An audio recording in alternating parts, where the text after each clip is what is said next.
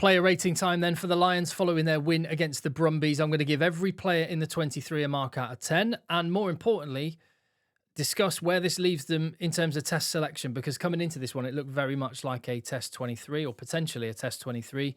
Who's played themselves in or out? Who's still on the bubble? Where are the big decisions that Andy Farrell has got to make? It's getting very, very real. And remember, just my opinion here, and you'll have yours. Everyone has their own. It'd be boring if we all agreed. So it's just a bit of fun. Let me know what you think. If you disagree, that's okay. That's how it's meant to be. Let me know in the comments down below. I'll be there with you. And yeah, a bit of gut feeling going on this one. I've looked back at some of the footage from the game as well. And just one thing to mark your card with. I'm being quite harsh on penalties on this one because the Brumbies, here's one stat for you. The Brumbies had 4 entries into the Lions 22 and they scored 4 tries.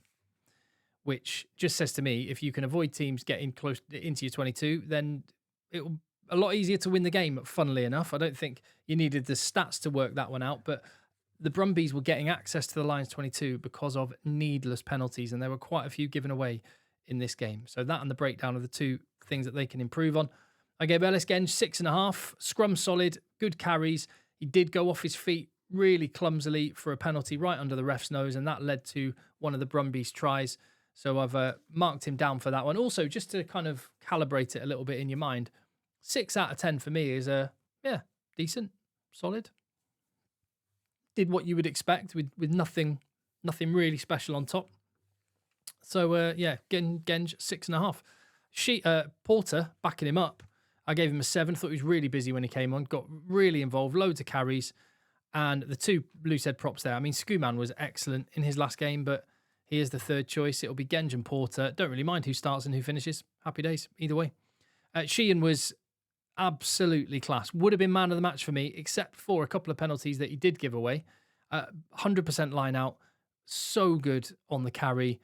Getting in those wide channels. Made a line break. Offloads, link in play. He is absolutely the real deal and the most nailed on of any Lions player, maybe in the history of the British and Irish Lions. He is absolutely certain to be starting in the 2 jersey, and rightly so. He is so damn good. Backing him up, Ronan Kelleher. It's a battle with him and Luke Cowan-Dickie. I thought Kelleher was fine, solid, 100% line out continued when he was on the field, picking up from where Sheehan left off. Luke Cowan-Dickie was good in his last game, so he's got Saturday to try and impress Andy Farrell and push his case, but either way, don't really mind. Sheehan starting, one of the other 2. I will go over my team, my test team, at the end. To tight head prop, Tyke Furlong, really, really positive to see him just carrying hard, getting involved a lot. Scrum was really solid once again. He did have a really poor clear out, which led to the Brumbies try. Was it their 2nd try? And a lot of emphasis is put on the people wearing 6 and 7 when it comes to breakdown work. And yes, they have a big impact there, but it's a team effort. And there was some loose breakdown work. Yes, the referee let things get pretty wild, but you have to react to that. And there was a couple of times Tyke Furlong got caught out there. Hence, I've nudged him down from a 7 to a 6.5, but solid, really good. He'll be starting next weekend. I'm more than happy to put him in the number 3 jersey. And Will Stewart backing him up. I think that's how it'll be for the test next week. And Will Stewart was fine. Finlay Bealham, I should say, Finlay Bealham's been so good on tour that the door is 100% open for Bealham to either be in the 3 or the 18 shirt. And if he has a massive performance this weekend, 100% he should be in the mix. Maro Itoje, 100% line out. He got a good steal early on. Maul error a couple of times. And Maro wasn't quite at the heights of his last performance, but he was really good. I gave him a 7 out of 10, which I also gave Joe McCarthy, who did give away a couple of penalties. And something he's been prone to a little bit. So one to watch, but he carried really well. And I tell you what, one thing that second rows don't get, they don't get many plaudits for often, because it's not their job for the most part. Joe McCarthy's there to make dents, and he did. But at the front of that pod of forwards, because he did make some good dents, the defence, when Joe McCarthy is running at you with the ball, he attracts defenders because he has to, because he's a big old unit and he'll run over you if you're not on your game. So the defence tucked in when he ran at them with the ball. But you saw a couple of times he took it right to the line and then out the back to Finn Russell. And as a result, he narrowed the Brumbies up and gave loads of space for Finn Russell to exploit. So that's not something that Joe McCarthy will get loads of credit for. I'm giving him credit because I thought it was great. That's why I gave him a 7. I gave Ollie Chesham an 8, along with Dan Sheehan, best forward for the Lions. The engine of the guy is absolutely massive. Brilliant line out forward, rattling people with tackles. Certainty for the 23. Could be in the 5 jersey, could be in the 6 jersey, could be in the 19 jersey, but he's going to be in. He is going to be a test match Lion if he's fit next weekend. Tom Curry, however, may not be a test match Lion on this tour, or at least in test 1, partly because the competition for those jerseys in the back row are so fierce. And it was a mixed bag performance from Tom Curry. Did loads of good things. Bundles of energy. Lovely offload for the Marcus Smith try. Coughed up the ball a couple of times and gave away a needless penalty as well. So I've given him a 6. Jack Conan, a 7. 80-minute performance. That says to me he is absolutely starting in the test match next weekend. He'll be wearing number 8. Loads of effort. Loads of carries. Couple of errors. A couple of times he didn't catch the ball, but so that's nudged him down from maybe a 7.5 or potential 8 to a 7, which is a good score, and it was a good performance, as it was from Josh van der Fleer, who made an impact, got a try, and Henry Pollock, who again made an impact. And I really, really like the way van der Fleer and Pollock work together when they're on the field, and we've seen it a couple of times now, where the two of them have been 6-7 or 7-8, and it just works really nicely as a combo. So I wonder if that is going to come into Andy Farrell's thinking when it comes to the test 23. I will come to my test 23 in a little bit. Let's move to the back line though. But a reminder, if you appreciate the content on the channel, drop a thumbs up on the video and hit subscribe as well. Hit subscribe so you don't miss any of the videos that will be coming from Australia. And one of the things that I mentioned on the video earlier, in which a bunch of the comments, and thank you for all the comments, have said, is that yes, like the atmosphere of a Lions tour isn't coming through the screen at you. You're not really getting the fans' perspective. Sky Sports are doing lots of great analysis, but like the Lions is more than that. The Lions is about the sea of red, and I'm going to bring that to life on this channel. So make sure you hit subscribe so you don't miss any of that. Let's get to the back line. Jamison Gibson Park, absolutely brilliant. Certainty for the test. He just dictates tempo, dictates the play, and forming a really nice combination with Finn Russell. Between the two of them, they absolutely ran the show. He is a certainty for the test.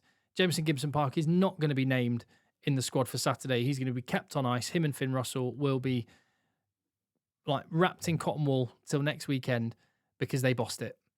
Alex Mitchell backing up Jamison Gibson Park. He'll be the replacement in the tests as long as he's fit. He was fine. Finn Russell was ace as well. And it's the weak link for Australia fly half, especially with Noah Lolesio going down.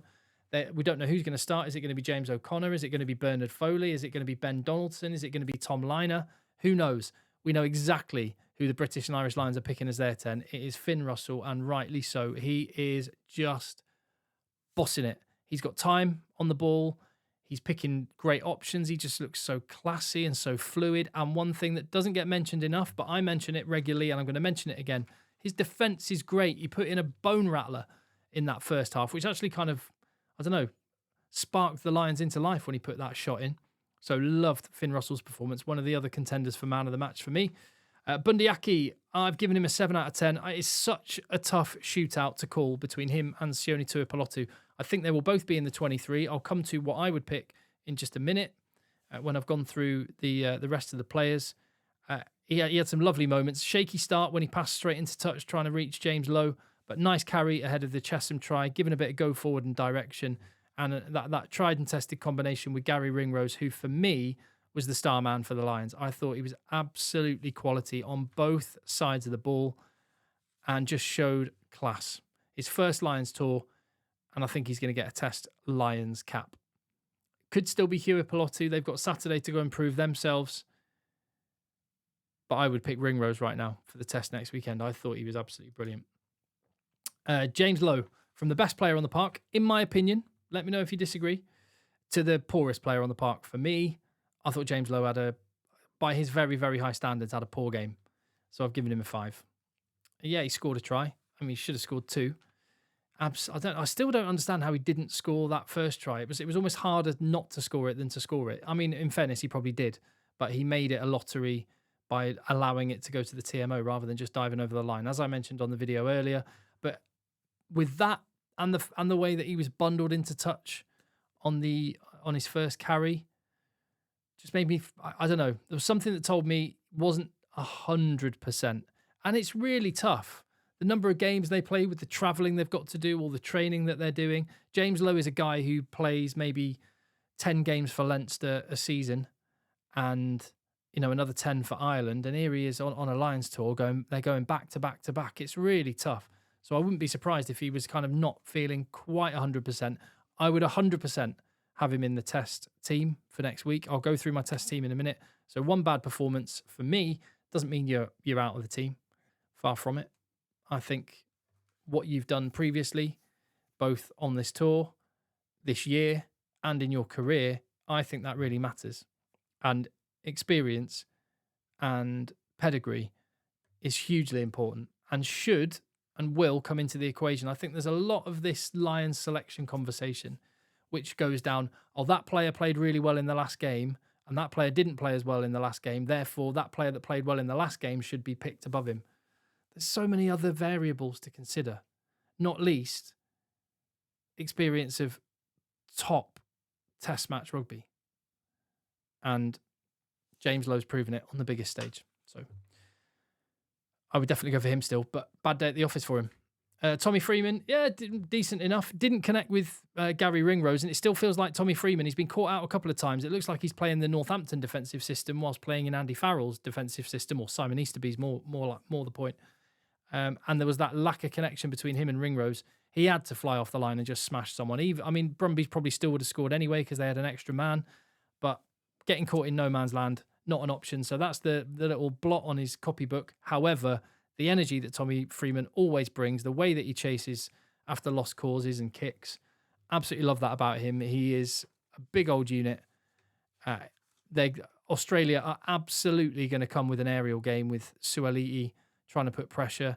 And so I think Freeman will come into his own in the test matches. And he is. Talk about test match animals. He's already proven that he is that in England colours. Finally, to round off the back three, Blair Kinghorn, just hoping he's fit and available. His face didn't look good, but we will see. I've given him a 6. He was only on the field for 20 minutes. Off the bench, Marcus Smith, who, again, I talked about this in the video previously. I think he's just played himself into the Test 23. I think he will be in the number 22 jersey. I think he's played himself above Finn Smith. I thought he's done everything asked of him when he came on. I thought he actually competed quite well in the air, whilst that's not his forte. And attacking-wise, he showed a real point of difference with the way he scored his try, the way he set up Gary Ringrose for his. I personally don't understand the criticism that Marcus Smith seems to be getting, but as I say, it's only a bit of fun, isn't it? It's only different opinions. That's okay. If we disagree, let me know. And to finish off the 23, Mac Hansen on his return to the ACT Brumbies and to Canberra. Special night for him. It got a little bit messy from the Lions' point of view, so it didn't give Mac Hansen the opportunity to do as much as he would have liked. But what he did do, fine. It was good. Giving him a 6. So there you go. Those are my scores for the 23. Tell me what you reckon. And my Test 23 has changed from the last time. I've been doing this recently, following games, following the player ratings. I've been saying, right, my Test 23 is currently this. And as I say, I try not to be too reactive to the game that we've just watched because I'm trying to take more than that into account. However, I have changed the centre partnership. It's exactly the same 23 from last time. There's a few conversations I'm going to have, particularly the back row and the back row bench. This is the team I picked last time, except for the fact that I've changed the centres. And that's one area I have been reactive on. I thought Ringrose was so good that I've put the Irish pair in. I still think it could be Tuipulotu at 12 and Ringrose at 13. I suppose whichever way you look at it, you either get the cohesion of 10-12 from Scotland or you get the cohesion of 12-13 from Ireland. And for what it's worth, I think whichever player doesn't start out of Aki and Tuipulotu, I think the other one will be on the bench in the number 23 jersey. Yeah. And even if Blair Kinghorn, I've put a little star next to Blair Kinghorn's name, even if Blair Kinghorn is injured and isn't available, and Keenan comes in, in fact, that might be the one change that happens. Keenan comes in. Oh, yeah. Different other ways that I would play this. So in the last time I picked Earl on the bench, and I picked Kinghorn. If Keenan has to come in, I also wonder if potentially Tyg Burn might come back in if you just want that bigger body. So I'm still weighing up the composition of the bench. I'd be more than happy with Hugo Keenan. I think I would go Kinghorn if they're both available. And then the other decision I've got is on the bench.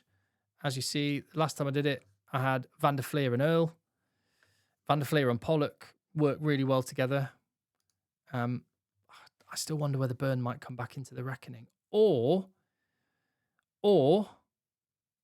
And I still think that might be possible. I think Ollie Chesson might have played himself into the starting side. McCarthy might be an impact off the bench.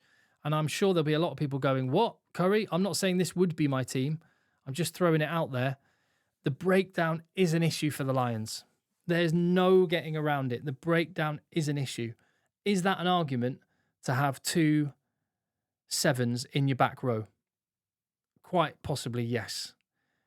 Just an argument based on the breakdown alone. And if that is the case, the temptation for me would be to go Morgan at 6. I just think that's a bit lightweight up against Rob Valentini. You got Will Skelton, Angus Bell, Harry Wilson. Australia, their pack is big.